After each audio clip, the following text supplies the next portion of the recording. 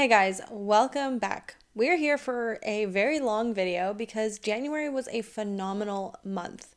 I read so many books and I can't remember the last time I had a month that was, well, this productive. So I completed 13 books.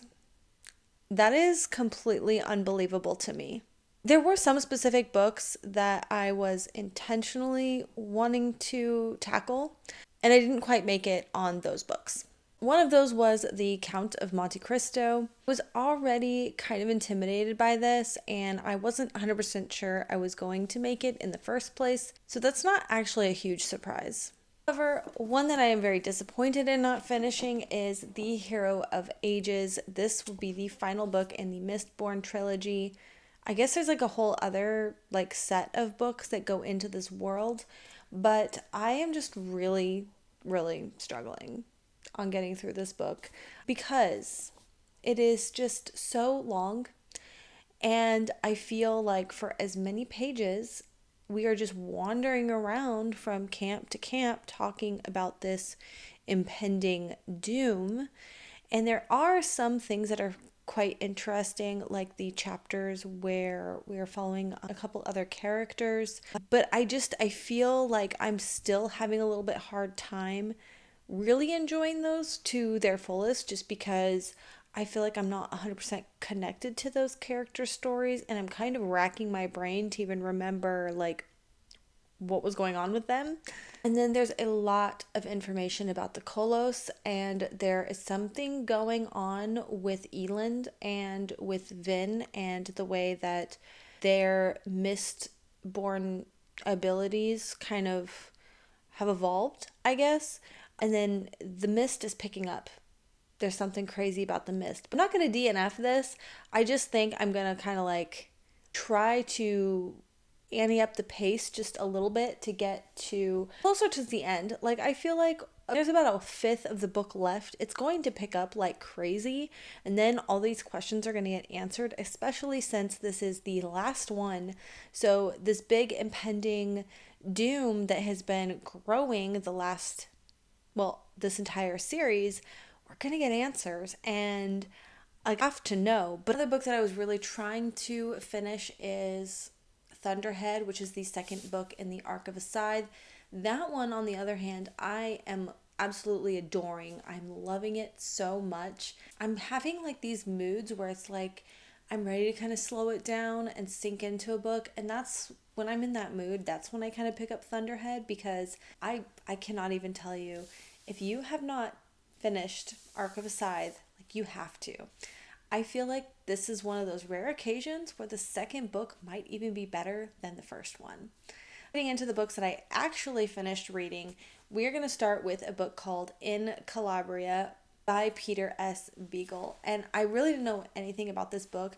In fact, I was kind of scrolling through my library's books to read, and I was looking for something that's just really short, and that one popped up, and then I was drawn to it further because it looks like a cozy fantasy, and it's called In Calabria, which I definitely want to kind of dig into some more Italian novels.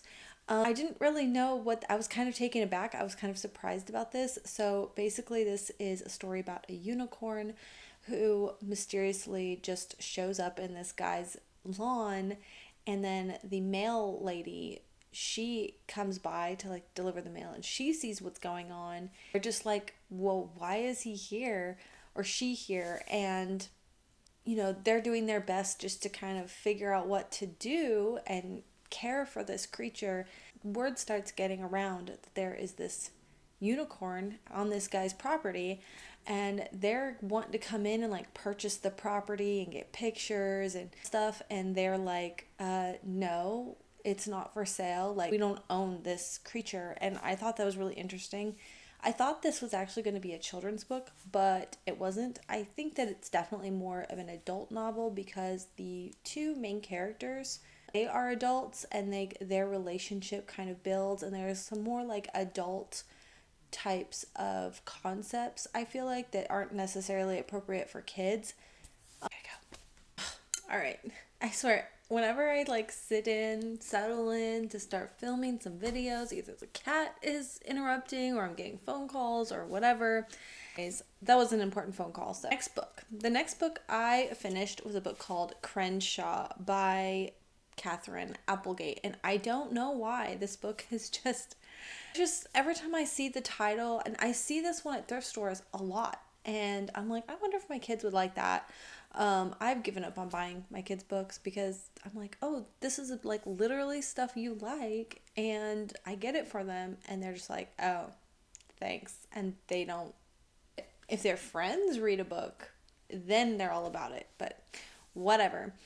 Anyways, this again, I was kind of scrolling through and I saw that the audiobook was quite short. So, like, if it says it's a 5-hour book, I listen to about every single book on 2 times the speed. So I'm like, that's 2.5 hours. Like, so for me, that's kind of what I look for. And I'm like, I'm going to finish a book today. And then like, I just turn it on in background and do whatever it is that I'm going to do. And before I know it, I've finished a book.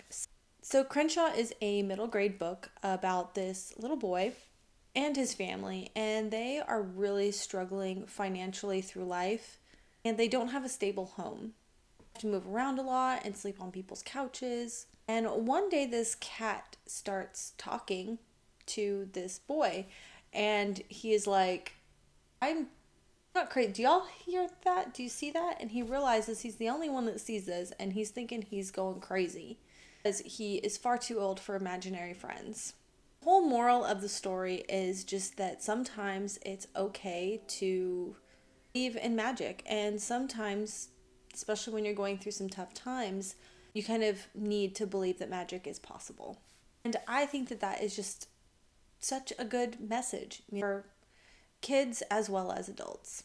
The next one I read was Fahrenheit 451 by Ray Bradbury.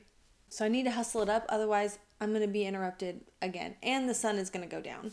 So Fahrenheit 451 by Ray Bradbury. This is one that I read so long ago. I remember I was not a big reader, but there were a couple of chapter books that I had managed to read and that I fell in love with. And I've always held a torch for this book. And for the last couple of years, I keep saying it and I'm like, I should do a reread. I should do a reread of this book. But then, I'm like, well, I already read it. I know the story. I do think the more time passes, we forget little details. And there was a lot that I forgot about this book. So Montag. I had actually forgot that he was a firefighter.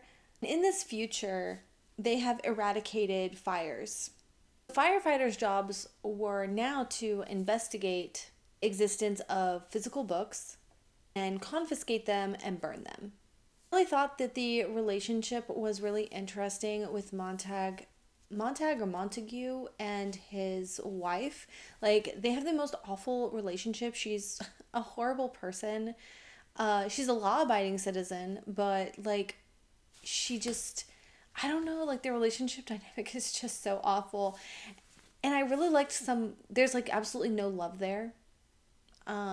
And I really thought that the discussions on that was really interesting. And I can absolutely see why my middle grade self, would not have latched on to that.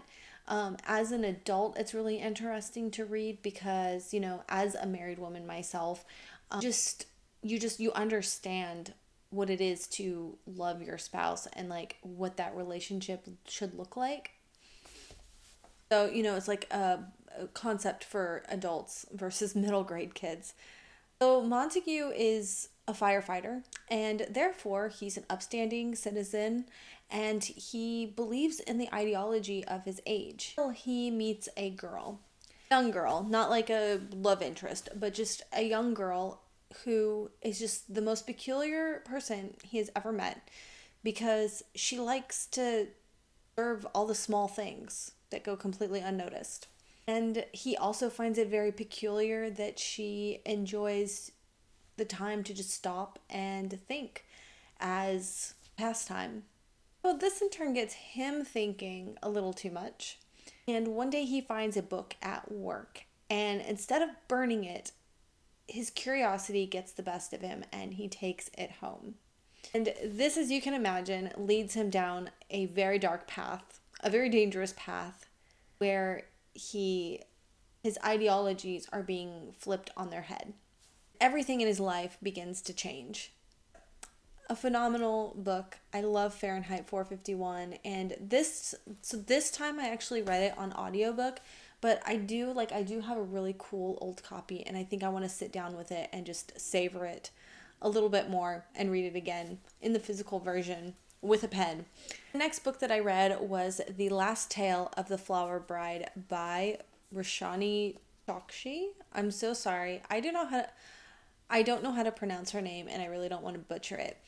But this book is making its round. Everyone is just saying how beautifully lush this book is and the descriptive language, and I have to agree.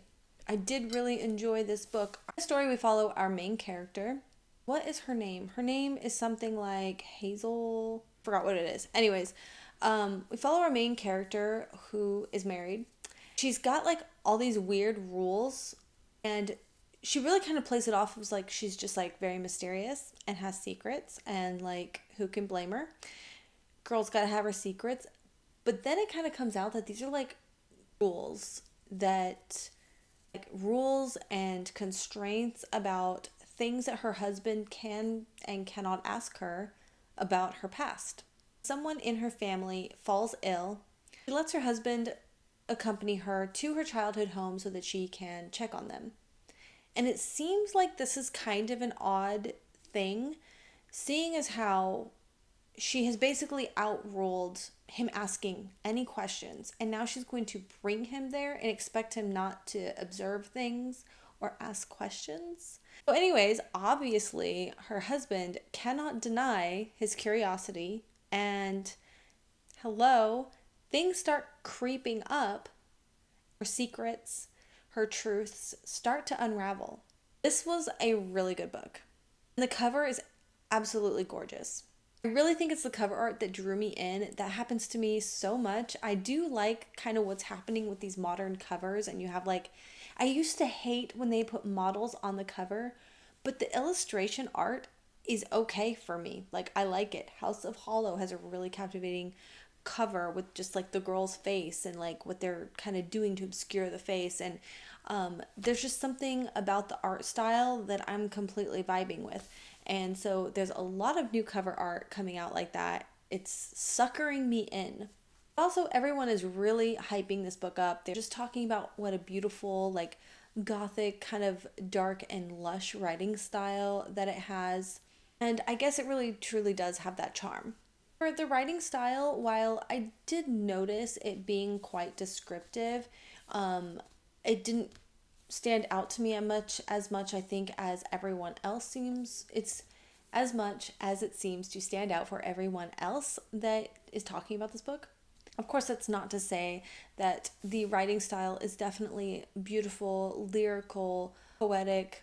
I think what I enjoyed the very most from this book was the magical realism aspect, and that really took me by surprise.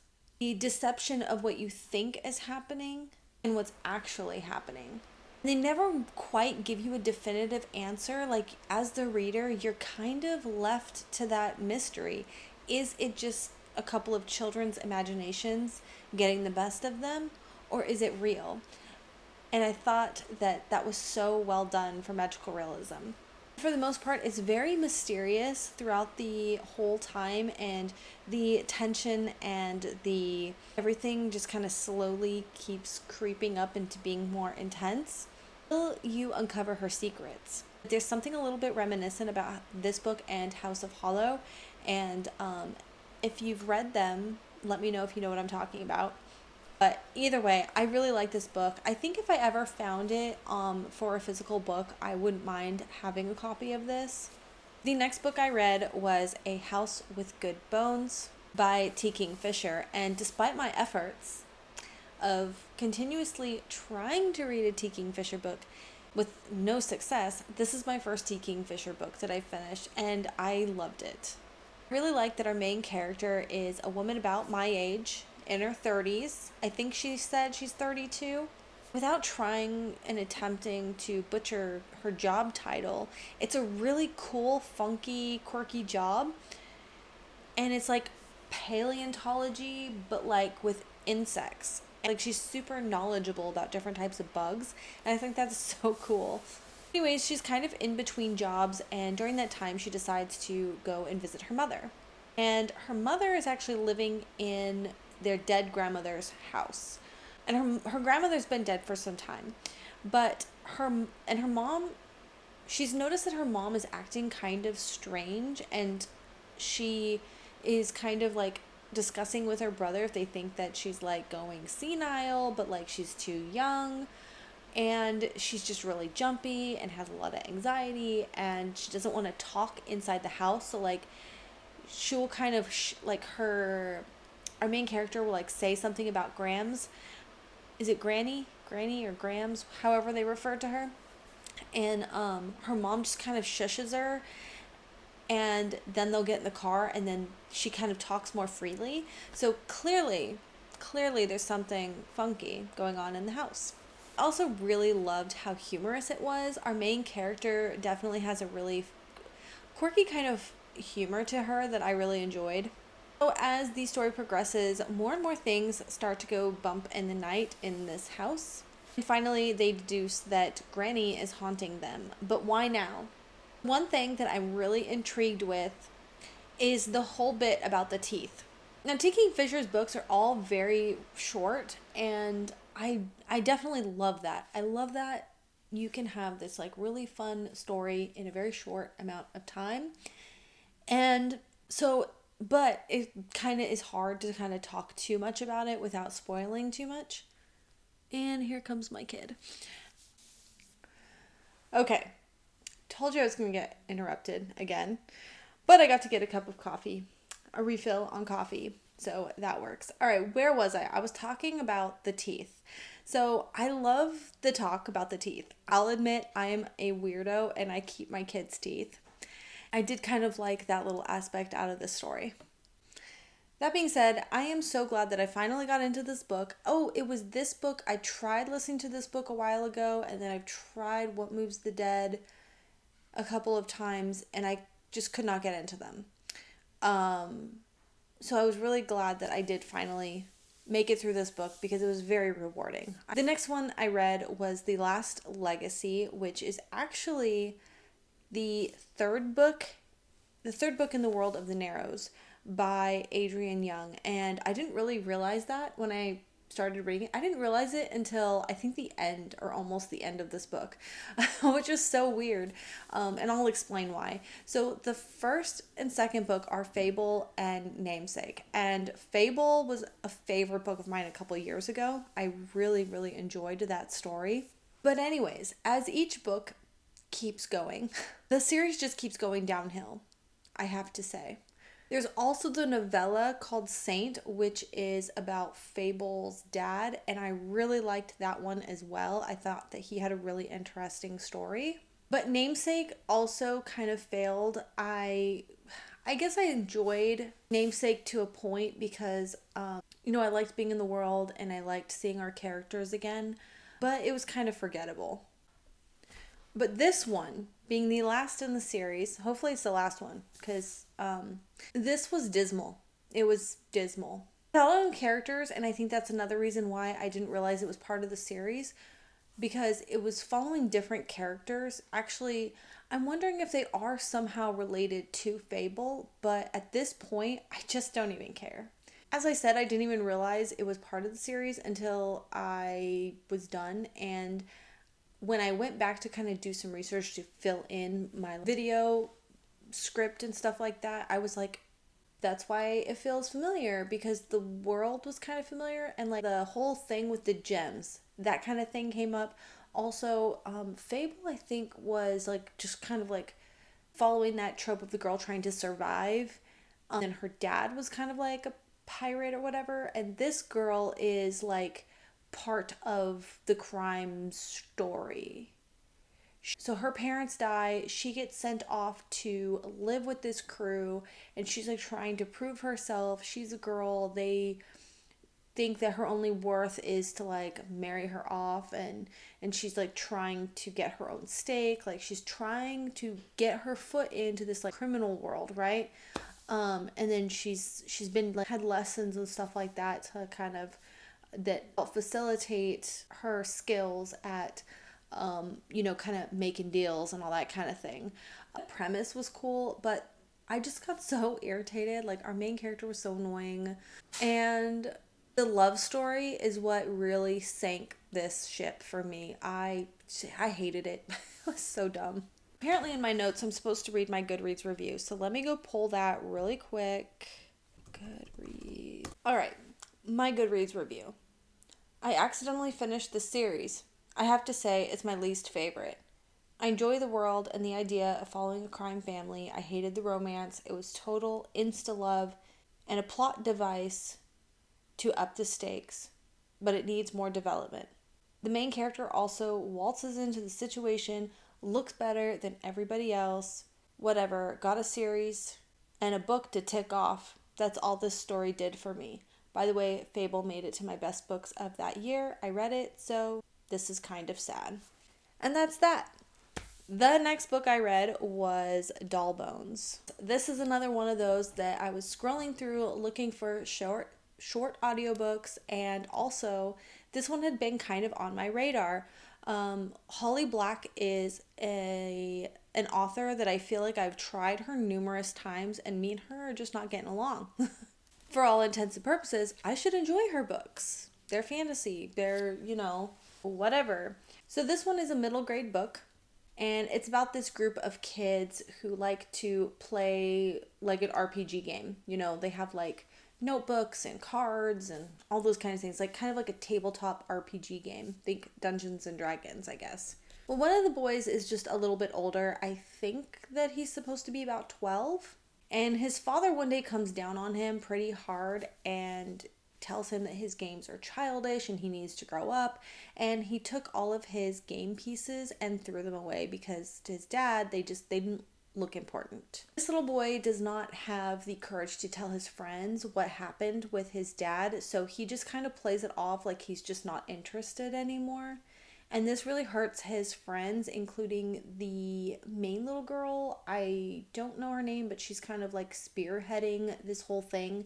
And she's the biggest problem with this. So then part of their game kind of evolves into them kind of taking this adventure. And part of it is to do with this doll, who is supposedly this character in their game. And they have to solve her mystery. And again, it's kind of a magical realism story because you don't know if it's just a product of their imagination or if there's actually kind of more of a ghostly tale to it. Now, I think that one of the other reasons I picked this up because it was kind of supposed to follow along with like some creepy book. And I wouldn't say that it's necessarily creepy other than the cover, the doll on the cover, and dolls. Just the idea of dolls, I think, creeps a lot of people out. But I feel that it was pretty wholesome story. I'm always shocked by how middle grade books have this thing about them where the parents or the adults looking after the kids are like abusing them or really mean to them somehow or another, or like the most tragic things happen to the kids in these middle grade stories. And I think maybe because I guess other stories do the same thing, but for whatever reason, it's shocking because it's supposed to be a middle grade book and you're like, it's so sad.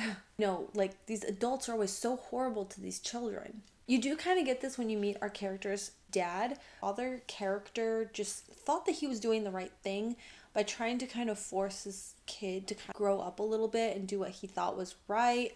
And the relationship between the son and the boy actually grew because of this experience, because his dad realized that like he maybe should take the time to kind of see what it is that his son's so the dad did kind of like admit that we did circle around with the dad again where he admitted that like maybe he was too harsh and maybe he was wrong, and they just had this miscommunication. He just didn't understand his son. And I really think that makes this entire dynamic a lot more believable and relatable in most homes, from your relationship, like as a parent, our relationship with our kids. We do make mistakes as parents, but we still love our kids and we still appreciate the things that they do. The next book that I read is Accidental Magic, which is the first in the Myrtle Wood Mysteries by Iris Beaglehole. And this was a Kindle Unlimited book. And I actually saw this one popping up on Facebook a lot, and it compares it to like a Gilmore Girls, but like with magic. So I knew that I had to read it. In the story, we follow Rosemary and her daughter Athena, and they do struggle kind of financially.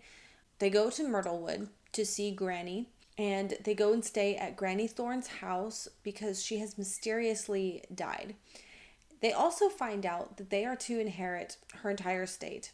And I guess, however, some odd things happen, and it's all under investigation, and they're kind of looking at Rosemary. And so before she can fully inherit, they have to solve this mystery of what happened to Granny Thorne. While they're trying to sort out this whole mess, they are stuck in Myrtlewood. And Myrtlewood is not like your average town.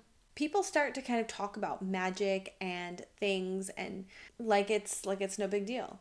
And they don't believe in magic. But as time continues in Myrtlewood, they cannot deny its existence and the strange things that kind of keep happening to them. As I said, people compare this book to Gilmore Girls, and it is 100% spot on.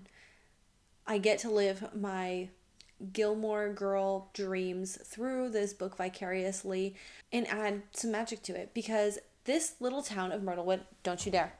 I know, come on. Go this way. Do you have to go through all the cords? This little town of Myrtlewood is small. It's quaint. They have kind of like this main area, I guess, where they go. There's like a cafe. There's a cafe that they go to where they get on really good terms with the cafe owner. However, instead of coffee at every chance, they like to drink tea every chance that they get. The characters in this town, the people who live in this town, are so quirky and funny and just random. The dynamic between Rosemary and Athena are hilarious. Their banter back and forth. Rosemary kind of feels like she's always kind of scrambling around to get things together, and Athena is kind of a typical teenage daughter. Now, Athena is not necessarily like Rory as being like a super studious book nerd, but it's just her and Rosemary together are just hilarious. I did read one criticism about Rosemary being like this flighty and silly person, and her daughter is like the adult, and like they just thought it was stupid because they made them out to be so silly. But I don't really get that. I feel that Rosemary is very much like a mom, and Athena is very much like a teenage daughter, and they're just kind of going through a lot of changes right now, and she just kind of, I know that this book is not like the best written book, but I had a blast with it. And as I said, I just feel that, the mother-daughter relationship is like so fulfilling in the way that like Gilmore Girls is. So I really can't wait to read more in this series. The next book I read is called Plie by Jane Washington. It is the first of the Ironside Academy. This was also another Kindle Unlimited book, and I don't know what it was that made me pick this one up. I thoroughly enjoyed it, and when I tell you what this book is about, you're going to be like, who are you, Michelle? You don't like books like this. So, needless to say, it was a total surprise. I devoured this book. For one, it's a romance. It's a fantasy romance. But I don't think that I realized that exactly when I initially picked it up, because it said that it was more like a dystopian, Hunger Games-esque kind of story. And it follows this academy where all of their actions are televised. So, yes, very Hunger Gamesy. So at this academy, you have these different tiers. Well, in the world, you have these tiers, and you have like your alphas, your delta, your betas, your deltas, and your sigmas. And our main character is a sigma. Now, each of these have like different kind of magical characteristics. So like your alphas kind of shapeshift I don't really know. They're very like domineering. They're very strong.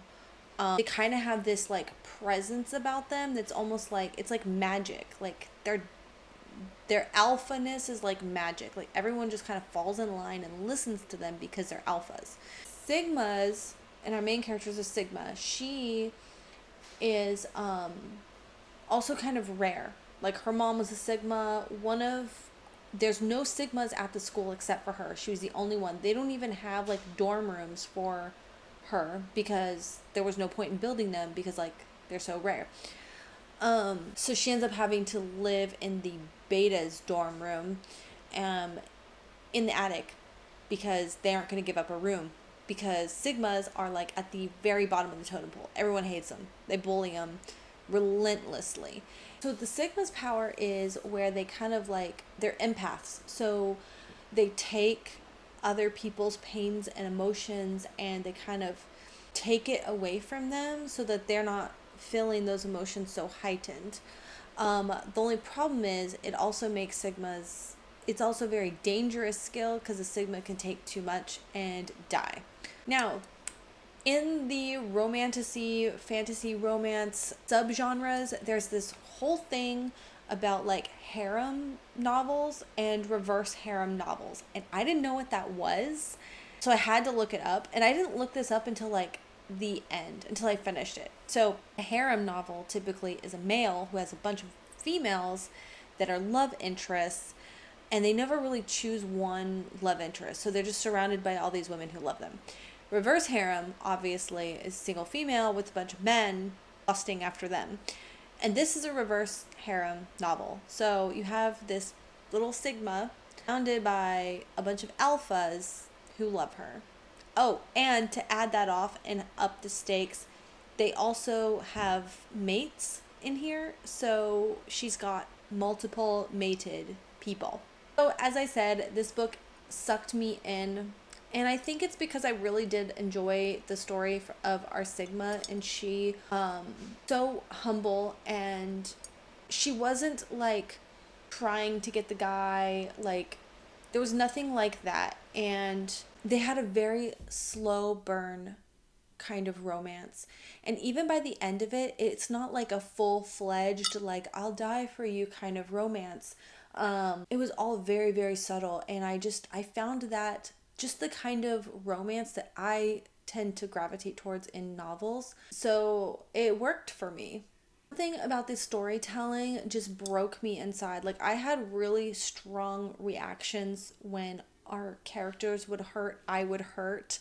When our characters were angry, like I'd be angry. I'd be so angry. Like our main character would get bullied relentlessly, and no one's going to listen to her because she's so like there's no point for her to go tell, like nothing's gonna happen, they're just gonna bully her more. The alphas start trying to kind of shield her and protect her. I think I also really liked that like once you kind of started developing a little bit of like interest between these characters, they still maintained their own separate lives despite crossing paths and like having that little bit of like hey. I also really liked that you got to know her family, and even like one of our main alpha guys, he's part of this like group who I want to say it's like some rebellion group against like their society, and he and those guys are trying to like maintain their secret, and the Sigma is like so close to kind of jeopardizing it. And so that's kind of coming in between everything. Like we kind of feel like we need to protect her, but at the same time, like if we let her too close, like we could be endangering like our mission, and like the stakes are pretty intense, and I thought that was so well done. So, as I was saying, our main alpha guy that we get to know the most at the beginning, we also get to know his family, and it pulls at the heartstrings so much. But as much as I loved this first book, I went into the second book and shit got weird. It got too weird. It got icky. and I'm not finishing it. I'm just going to appreciate this first book for what it did. The next book I finished was Belladonna by Adeline Grace. This was on my radar for quite a long time. I am happy that I finished it. Again, we have that token cover with like the girl on the cover with, you know. Hey guys, editing self here. I was going through my video and realized I didn't wrap up Belladonna. So here I am. Let's talk about Belladonna. All right, Belladonna by Adeline Grace. This follows a girl named Signa, not to be confused with Sigma from the other book. Signa, and like, I swear, something needs to be done about these really weird names that the authors give their characters. Anyways, this follows a girl named Signa who is 19 years old, and her parents have died. So she moves into her uncle's house where she has two cousins around kind of her age. One of them is male and then the other one is female. Her female cousin is bedridden and afflicted with a very mysterious illness. Signa is a pretty interesting character. She intentionally consumes belladonna as a way to summon death, or, like death himself, the Grim Reaper. However, the Grim Reaper refuses to take her, so she gets close to death. She finds out that she really likes hanging out with the guy, and so she continuously tries to summon him whenever she wants to. She also starts seeing spirits, which is kind of when she starts seeing the late Mrs. Hawthorne. She starts solving all these mysteries, like the secrets of the Hawthorns, the mysterious death of Miss Hawthorne, and the mysterious illness of her cousin, and of course her own identity. For the most part, I did really enjoy this book. I thought it had a lot of really interesting concepts, and it had a lot of Mexican Gothic vibes, which I really appreciated. I liked that it was kind of light on the philosophical ideas around death and living. And at first, I did kind of like the idea of the Grim Reaper. And oddly enough, it's kind of a theme this month because I'm also, as I said earlier, I'm reading the Arc of Aside series. But it did get kind of odd. It's, to be honest, the romance is quite odd. A little probably too bizarre for my taste at the end of the day. And mostly, I feel like I wonder if I feel that way because of the really weird sex scene. Like, I felt icky after reading it. It basically involves these like shadow tentacle things. And I really had to ask myself if she isn't trying to like one-up Leigh Bardugo's ghost rape from Ninth House. I don't know. Are you with me on that one? Let me know. Needless to say, that really kind of sank this book for me. But I'm kind of torn on this one. Like, overall, it was a pretty decent book. But then again, it kind of left me with more negative feelings over the book. And I don't think that I'm going to finish the other series, which is kind of sad because it's one of my favorite kind of concepts in books is poisoning. And of course, we have this one's Belladonna, and then the other two are Foxglove and Wisteria. And they just, I don't know, like, I'll have to really think hard on that one, whether or not I just want to try those out and see if they're better.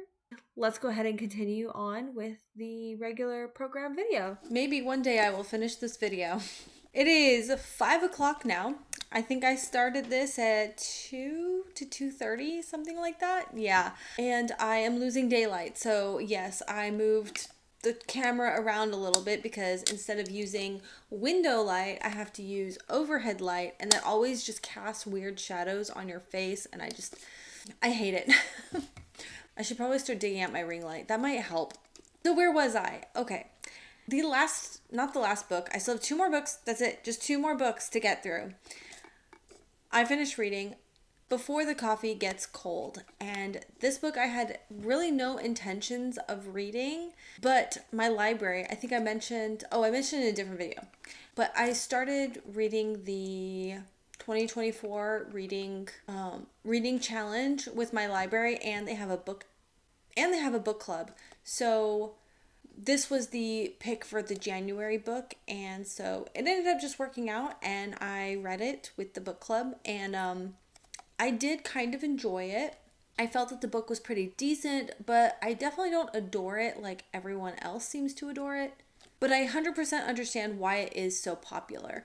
So basically, it takes place in this little tiny cafe, and there's a chair, there's a table with a chair, and if you sit in that chair and get a cup of coffee, you can go back to a moment in time and like talk to somebody, as long as that person has also been inside the cafe at some point. The catch is that you only have until your coffee gets cold. You have to finish the coffee before it gets cold, otherwise you get stuck there. Also, no matter what happens during your moment in the past, you can't change what has happened, or you can't change the present. I feel that it kind of reads like a short story collection, because each new character that comes in to go visit the past kind of has just a different kind of story of what their purpose is, what their motivation is, what they've learned from their experience of visiting the past. I think it's probably the first character I feel like kind of ruined the whole book for me, because she was so annoying. I just got so tired of hearing her like repeat herself. And my God, the rules are like on repeat over and over and over again throughout the book, and I just got so annoyed with that. I think if I ever did decide to continue the series, the only thing that would be making me want to continue the series is probably the cafe barista lady. I don't know if she's the owner, but the girl who runs the cafe, I feel like at some point I want to know if she's ever visited the past, if she's going to. And then there's a ghost character who occupies the space, but you can only use the chair when she moves. And she's always gone for like just the right amount of time for you to like go into the past and come back. And I'd like to know her story. So I am pleased that I am happy that I did go ahead and read this book. And I'm also glad that it was fairly short. So there's that. And the very last book I read, and I read it today, well, I listened to it on audiobook, and that is my second T. Kingfisher book called Thorn Hedge. And it's definitely different than the other books that I have attempted to read. I don't know if it's something I really enjoyed. It's basically about an elf who lives in a thorn hedge, and then she is like convinced to leave the thorn hedge, and it's very much like a fairy tale story. Honestly, obviously, I don't think this book really works for me because I'm already kind of forgetting it. It was in the background while I was doing some other things, tidying up my room and everything today.